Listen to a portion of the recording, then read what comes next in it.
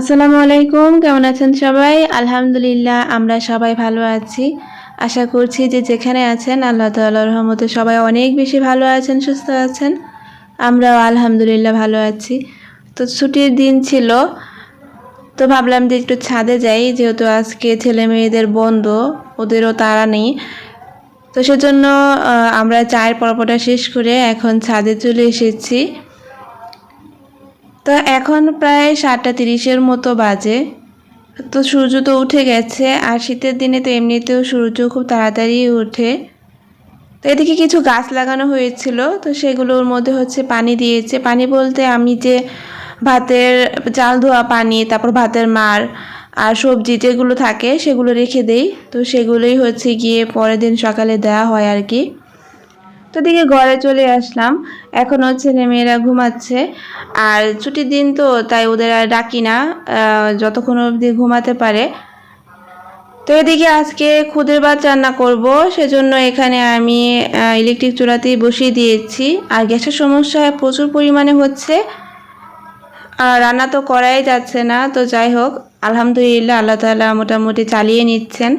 তো এদিকে আমি খুদের ভাতটা বসিয়ে দিচ্ছি, আর ফ্রিজে আমার শুটকির ভর্তা তারপর কালিজিরার ভর্তা বানানো আছে। সেজন্য ভাবলাম তো ঝটপট আমি খুদের ভাতেই রান্না করে নিই। তো আলু আর হচ্ছে আমি মুগ ডাল দিয়েছি, আজকে মুসুরি ডাল দিইনি। তো মাঝে মাঝে একটু ভিন্ন রকম করে থাকলে আর কি ভালোই লাগে, টেস্টটা অন্যরকম আসে। আর আলুর পরিমাণটা আমি একটু বেশি দিয়েছি এজন্য যে বাচ্চারা একেবারে আলু খেতে চায় না। তো আমি আসলে যেভাবে ওকে খাওয়াবো ও মোটামুটি খেয়ে নেবে, সেজন্য আমি আলুটা এখানে দিয়ে দিয়েছি বেশি করে। তো বাচ্চাদের আসলে খাওয়ানোর কথা আল্লাহ সেটা যেভাবেই হোক না কেন। আর এখন আমি একটু ভলিউমটা বাড়িয়ে দিচ্ছি। তো এটা কম ছিল, তো এখন হাই স্পিডে দিয়ে আমি ডেকে দিব।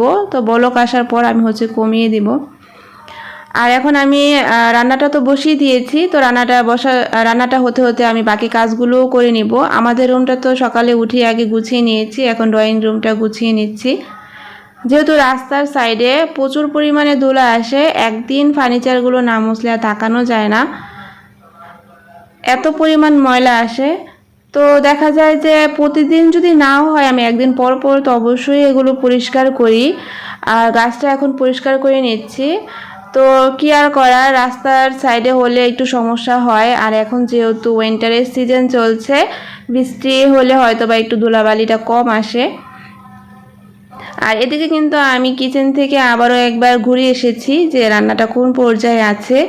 তো এভাবেই কিন্তু কাজগুলো করতে হয় পর্যায়ক্রমে, কারণ বসে থাকলে কিন্তু কাজ কখনোই কমবে না, বরং কাজ কিন্তু বাড়বেই।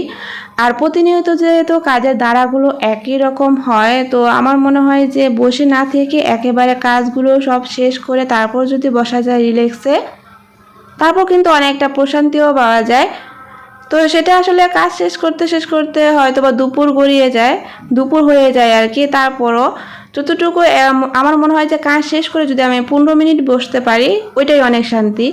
তাদেরকে কিন্তু কথা বলতে বলতে আমি ড্রয়িং রুমটা গুছিয়ে নিয়েছি, আর ফার্নিচারগুলো আমি সব ভালো করে মুছে নিয়েছি। আর এখন কতটা সুন্দর লাগছে।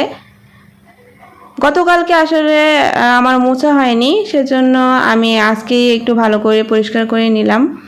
আর এদিকে কিন্তু আমার নাস্তাটাও সকালবেলা প্রায় কমপ্লিটের দিকে। এখন আমি কিছু ধনিয়া পাতা দিয়ে দিলাম।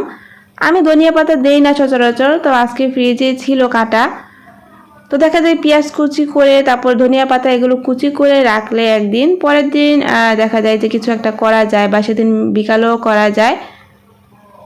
আবার অনেক সময় সবজি কেটে ফ্রিজে রাখলেও অনেক উপকার হয়। আর এখন আমি একটু ডেকে রাখলে প্রায় হয়ে গেল আমার এই সকালের নাস্তাটা। তো আগে থেকে যেহেতু ভর্তা বানানো ছিল, তো দুইটা ডিম ভেজে নিচ্ছি। তো দুইটা ডিম আমি একসাথেই ভেজে নিচ্ছি, কারণ ডিম ছাড়া আসলে নাস্তাটা কেউ করতে চাবে না, সেজন্য। তো নাস্তাটা আমরা একটু পরে করব, আগে দুপুরে রান্নাবান্নাটার আয়োজন অর্ধেকটা আগে গুছিয়ে নেই তারপরে। তো এদিকে আমি আজকে চিকেন বিরিয়ানি রান্না করব। তো সেজন্য আমি এখানে চিকেনগুলো একেবারে ছোটো ছোটো করে পিস করে কেটে নিয়েছি, যাতে তাড়াতাড়ি ফ্রাই করা হয়।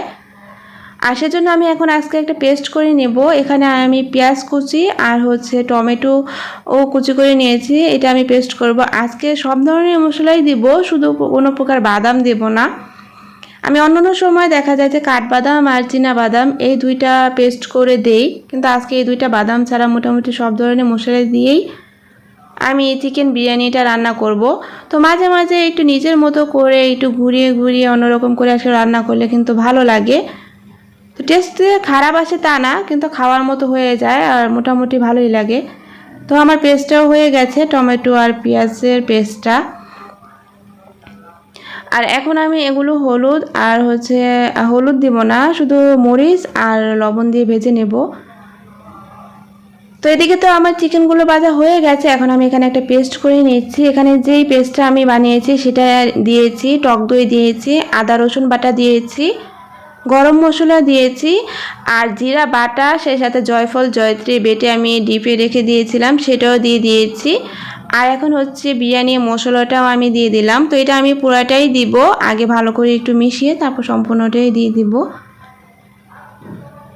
তো মোটামুটি সব ধরনের মশলা দিয়ে আমি এখন এটা একটু রেস্টে রাখবো, তারপর আমি এটা ব্যবহার করব। তো আগে থেকে রেস্টে রাখলে একটু ভালো হয়, মশলাটা অ্যাক্টিভ হয় আর কি। সেজন্য আমি সবসময় একটু চেষ্টা করি মশলাটা তারপর রোস্ট রান্না করলেও এরকমটাই করার। তো এদিকে আজকে শখের প্যানটার মধ্যে আমি আজকে রান্না করব। এটা টপার অয়েলের, বেস্ট বাই বেস্ট থেকে নিয়েছিলাম। 1 বছর হয়ে গেছে প্রায়, কিন্তু এখন অবধি রান্না করা হয়নি, আজকেই আমি প্রথম রান্না করছি। তো প্যানটা কিন্তু অনেক ভালো আর অল্প আঁচেই কিন্তু খুব সুন্দর রান্না হয় আর অনেক হালকা। এটা 2000 টাকা নিয়েছিল আমার কাছ থেকে। আর বেস্ট বাইয়ের প্রোডাক্টগুলো কিন্তু বরাবরই ভালো থাকে, আর দামি জিনিস যে কোনো কিন্তু ব্র্যান্ডের মালে এমনিতেও ভালো হয় আর কাজ করেও অনেক আরাম পাওয়া যায়। এটা ছাড়াও কিন্তু আমার আরও আছে, সেগুলো একটু বাড়ি। তো এটা একটা 2000 টাকা নিয়েছে, আর আমি 7 পিসের নিয়েছিলাম আর একটা সেট, সেটা 3000 কি 3500 এরকম নিয়েছিল, আমার সঠিক মনে পড়ছে না। তো ভালোটা আসলে ভালোই কাজ করে। তো যাই হোক, তো ভাবলাম যে আজকে রান্না করি, যেহেতু মাঝে মাঝে একটু রান্না করলে বা ভালো করে একটু ওয়াশ করে রাখলে ভালো হয়। তা আমি কিন্তু এর মধ্যে মশলাটা দিয়ে দিয়েছি আর একটু অনেকক্ষণ ভালো করে কষিয়ে নিয়েছি। আর আমি ইলেকট্রিক চুলাতে আগে আমি গরম পানিটা করে তারপর ঢেকে রেখেছিলাম যাতে ঠান্ডা না হয়ে যায়। আর এখন বেজে রাখা সেই চিকেনগুলো আমি দিয়ে দিলাম, অনেক সুন্দর একটা স্মেল আসছিল। আমি আর এর মধ্যে কিন্তু আমি টমেটো সসও দিয়েছি, এই জন্য হয়তো বা কালারটা এরকম আসছে। আর টমেটো সস তারপরে টমেটো পেস্ট এগুলো দিলেও কিন্তু বিরিয়ানিটা ভালোই লাগে খেতে। তো এটা এখন আমি ভালো করে সিদ্ধ করে নেব।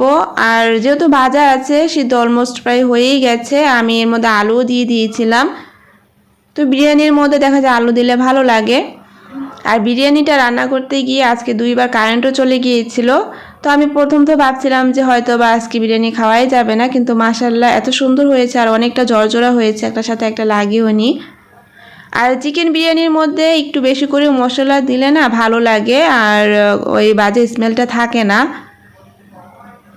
তো এদিকে তো খাবার টাইম হয়ে গেছে, আমি এখন খাবারটা দিয়ে দিচ্ছি।